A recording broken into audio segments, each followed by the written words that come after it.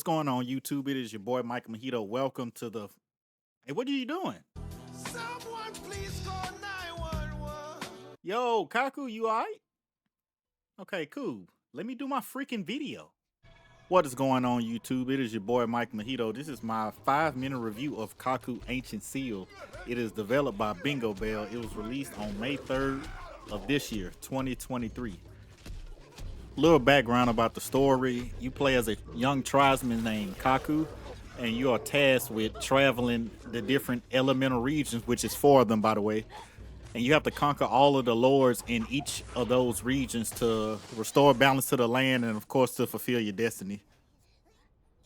First impressions of the game were really positive because I had a good time playing this. I played between 1 hour and a half and 2 hours of it, and I had a really good time. It reminds me a lot of like Ratchet and Clank. You know, it's semi open world. The locations are pretty big. It's a bunch to explore, bunch to uncover. The combat is decent. It reminded me kind of like not necessarily like a Souls game, but it was very fluid. The attacks were kind of repetitive, and you do unlock different combos the more you level up though. So it's only like that for a little bit while you play. Next, we will talk about the upgrades. It was a pretty good amount of upgrades. You can craft different little foods, different little potions and stuff to, of course, restore your health, restore your stamina. Another little quick note about the combat. It is repetitive, as I said at the beginning of the video, but it does open up much more.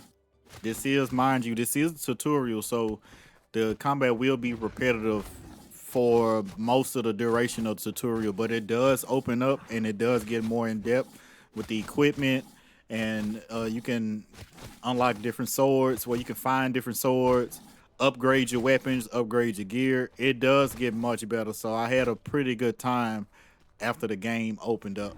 I know, yes, I am a combo master. I will be signing autographs after the video. Please be patient. The exploration was pretty cool too. They have a bunch of little hidden pathways and little nooks and crannies you can explore and get into. A bunch of those won't be available starting the game because you do have to unlock certain weapons or upgrade your current weapons to be able to get through those hidden areas. The game looks great. I didn't experience any type of graphical hiccups, glitches, no pop-ins, anything. It ran really good. The developers really optimized this game well. They got me being a slingshot master. I had a pretty solid time with this. Like I say, the combat is good. You have a mixed range of weapons. You have the sword, you got the slingshot. Both can be upgraded, as I said. I got to speak on the combat again. Yes, it does look repetitive, but it does get better. Don't see this and be like, oh, you know, this it's gonna be like this the whole game. You can unlock different combos. I unlocked a few different combos as I played, so don't get discouraged by the combat when you first see it. Once you get a good chunk of the tutorial out the way, the game will open up, like I said earlier, and you will unlock the ability to get abilities. As you can see here with the skill tree that's about to pop up anytime. Right now. Okay. Here we have the skill tree. As you can see, it's very large, very expansive. Here you'll learn different abilities. You'll learn your different new combos. I was able to check a couple off the list while I played, and they do add to the combat and playability a lot. We made it to a temple. What are temples without puzzles? Yes, there will be puzzles in this video game, and they not too challenging. I did have to think a few times on a couple of them, but other than that, I didn't have any problems with it. Last but not least, the boss battles. A boss battle, I like to add that I definitely didn't die 6 or more times trying to complete it, by the way. They were done very well, actually. I had a really good time with the boss battles. They was very challenging, and I also was playing at the hardest difficulty, so that did add a challenge factor to it.